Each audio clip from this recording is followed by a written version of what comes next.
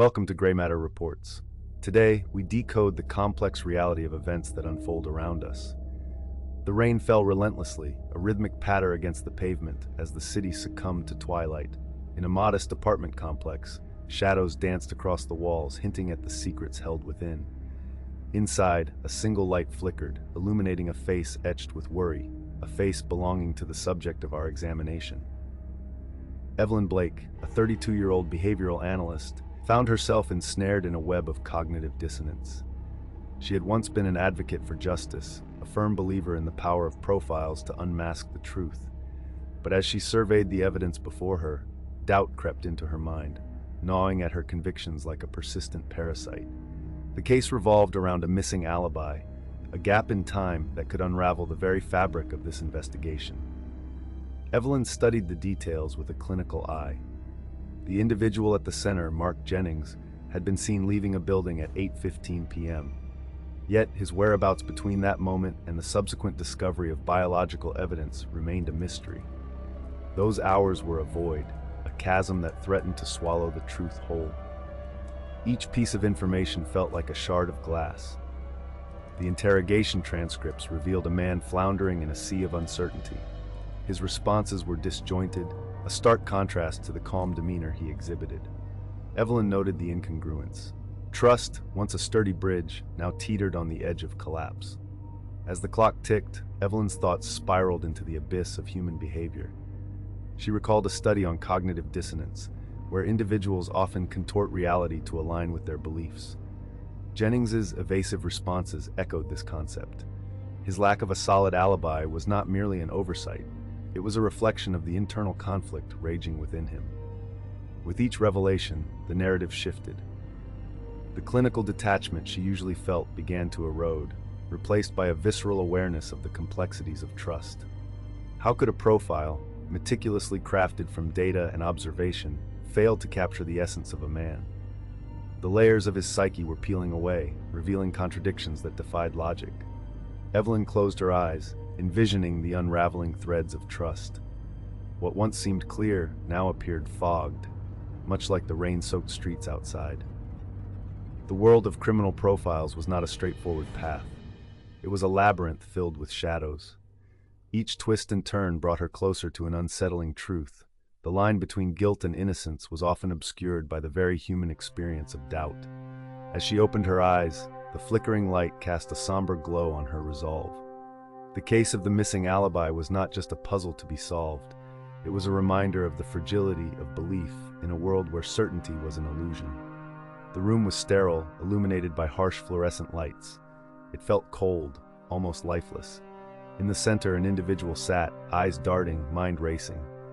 This was not an ordinary subject. This was a case study in manipulation. The psychological landscape was layered, revealing an intricate web of deceit and self-preservation. Cognitive dissonance loomed large, a silent specter haunting the corridors of the mind. The subject had crafted an existence where truths mingled with fabrications. Reality was a malleable construct, shaped by the need for control.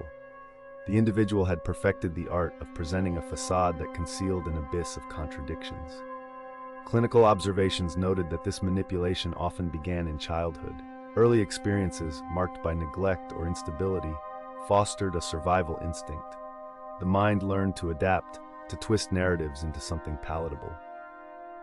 Trust, once a simple exchange, became a weapon.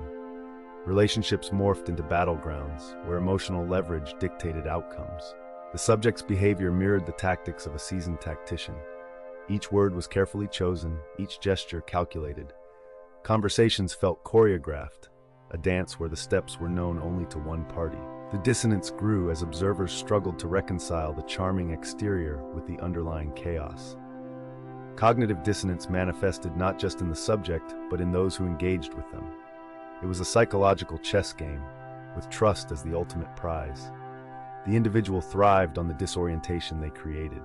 Friends became pawns, their loyalties manipulated to serve a hidden agenda.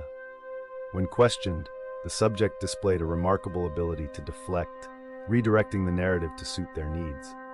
Each denial was a stroke of genius, crafted to maintain the illusion. Biological evidence supported this behavior, revealing neurological patterns consistent with antisocial profiles. Scans indicated altered activity in regions associated with empathy and impulse control. The mind, in its relentless pursuit of self-preservation, had reconfigured itself. Reality was not merely perceived, it was constructed, deconstructed, and reconstructed again. As the analysis deepened, it became evident that the unraveling of trust was not solely a consequence of the subject's actions, but also a reflection of the observer's own vulnerabilities. In their search for truth, they became entangled in a narrative that was never theirs to unravel. The line between victim and perpetrator blurred, leaving a lingering question: who could truly be trusted in a world ruled by manipulation? The digital landscape sprawls, a vast expanse of data points that weave a tapestry of human behavior. Each click, each post becomes a thread in a complex narrative. Trust, once a cornerstone of societal interaction, begins to fray under the weight of anonymity and distance. This is the realm where cognitive dissonance thrives, where individuals curate identities that may not reflect their true selves. Profiles are constructed, pixel by pixel. An individual might project confidence, a sense of belonging, while grappling internally with isolation. These digital footprints, often innocuous on the surface, mask layers of psychological intricacies. Each social media interaction serves as a facade, obscuring the underlying conflict between self-perception and external presentation. Consider the subject who crafts a meticulously curated online persona.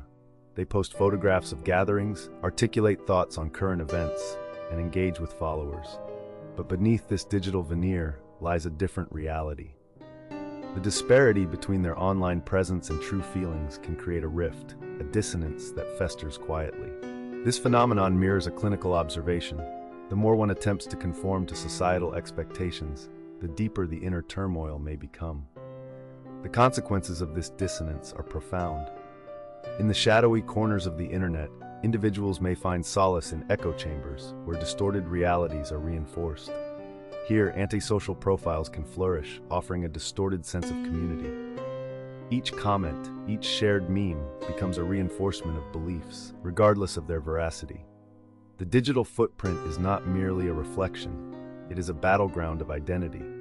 The individual oscillates between the need for acceptance and the desire for authenticity. This tension can lead to radical shifts in behavior. The clinical term for this is identity crisis, a state where the self is in conflict, often resulting in impulsive decisions and erratic actions.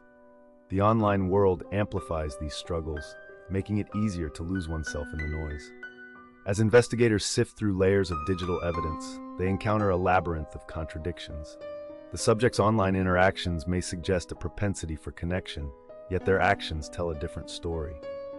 This duality complicates the case conclusion. Trust erodes as profiles become unreliable, and the line between truth and deception blurs.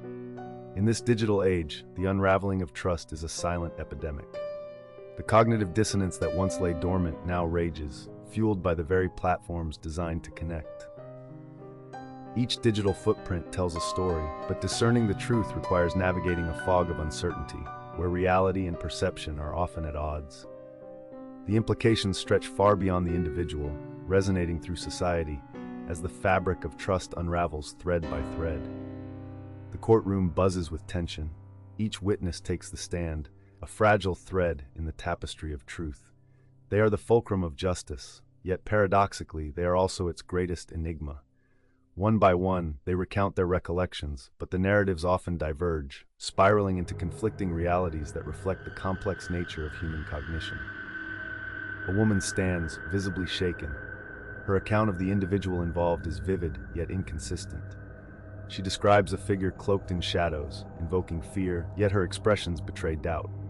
Cognitive dissonance lingers in the air, a palpable weight. Her mind struggles to reconcile what she believes she saw with the uncertainty that haunts her. Each detail she offers is like a puzzle piece that refuses to fit, leaving gaps where clarity should reside. The prosecutor leans in, intent on piercing the veil of ambiguity. "You're certain of the time?" he presses. "You saw him leave the scene?" Her response is hesitant. "I thought I did, but..." The room holds its breath. A flicker of uncertainty dances in her eyes, as if the very act of recollection has awakened a deeper fear, the fear of being wrong. Across the aisle, the defense attorney observes with calculated precision. His expression is one of measured skepticism. He knows that the fragility of human memory can be manipulated, twisted into something unrecognizable. He challenges the witness, planting seeds of doubt. "Isn't it true that you are under a great deal of stress?" The implication is clear. Stress can distort perception, blur the lines between reality and imagination. A murmur rises from the gallery. The witnesses, all in their own right, become unwitting players in a psychological experiment. Observers in this theater of trust and betrayal. Some testify with unwavering conviction, while others falter, caught in a web of their own making.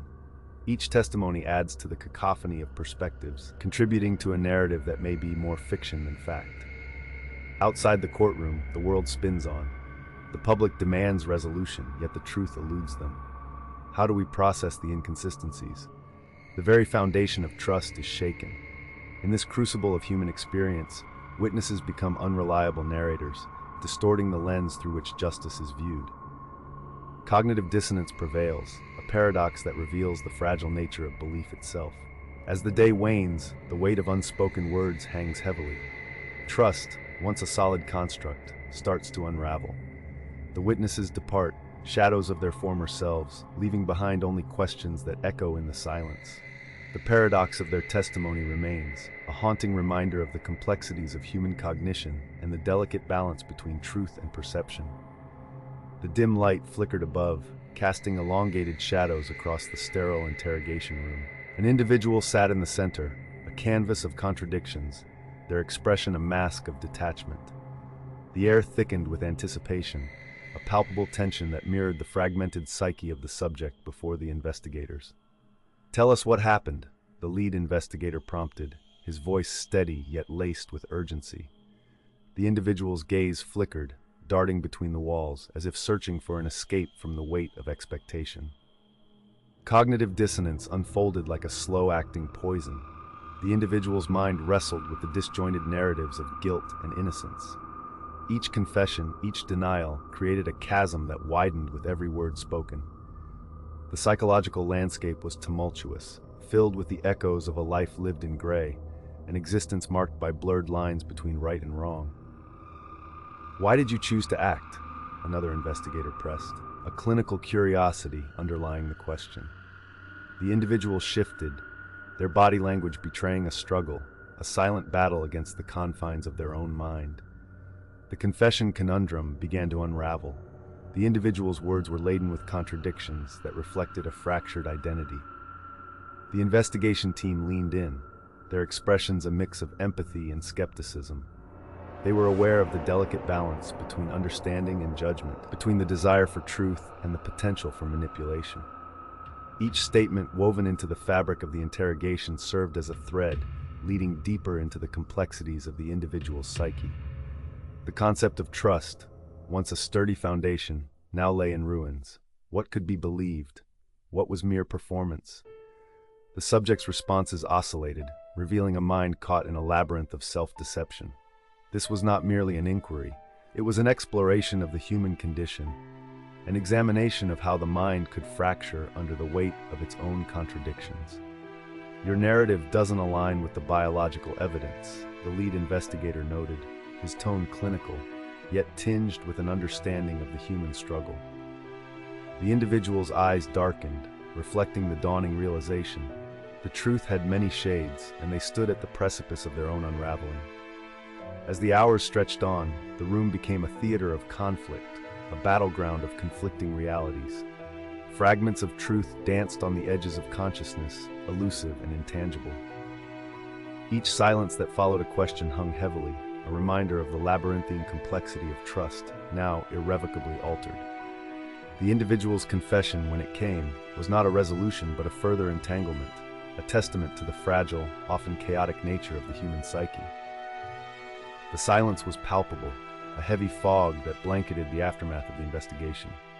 In the sterile confines of the interview room, the air thickened with unspoken truths. Here, trust had become a fragile construct, shattered by the weight of revelations. Each individual involved wore expressions molded by disbelief, their faith in the system now eroded. A psychological fracture had emerged, a split between expectation and reality. The cognitive dissonance manifested in furrowed brows and clenched jaws. For many, this was a stark awakening. The very framework that once promised safety had faltered. The profiles created to identify antisocial behaviors no longer felt like shields. Instead, they morphed into shadows lurking in the corners of their minds. In the aftermath, the narrative shifted. What had once been clear was now obscured by ambiguity. The individuals who had constructed the profiles found themselves grappling with their own uncertainties. They had relied on the data, patterns, trends, biological evidence, yet those very elements began to feel like a mirage. They were left questioning their own methodologies, their interpretations, and the validity of their conclusions. The discomfort was palpable. Every piece of evidence, every insight, now seemed tainted with doubt. The once clear lines demarcating innocence from guilt blurred, creating a chaotic tapestry of human behavior. The profiles they had so meticulously crafted began to unravel, exposing the fragility of human nature beneath the clinical veneer. The complexity of the individual became a labyrinth, one where trust had once flourished, now lay in ruins. As the investigation reached its conclusion, a sense of unease settled over the team. They had made choices based on their understanding of antisocial profiles, yet the outcome was a stark reminder of their limitations. The disconnect between the known and the unknown haunted them. They had ventured into the depths of the human psyche, only to emerge with more questions than answers. This unsettling realization loomed large. Trust, they had learned, was not merely a product of data and analysis, but a delicate dance of perception and belief. The aftermath of their journey was marked not by resolution, but by a haunting inquiry into the very nature of trust itself. In a world governed by evidence, they found themselves grappling with an unsettling truth, that the most profound mysteries often lie not in the actions of individuals, but in the trust we place in our understanding of them. The echoes of their findings lingered, a reminder that beneath the surface of every profile, there exists a complexity that defies explanation. In the end, the unraveling of trust became a mirror reflecting their own uncertainties, a stark reminder of the fragility inherent in the human experience.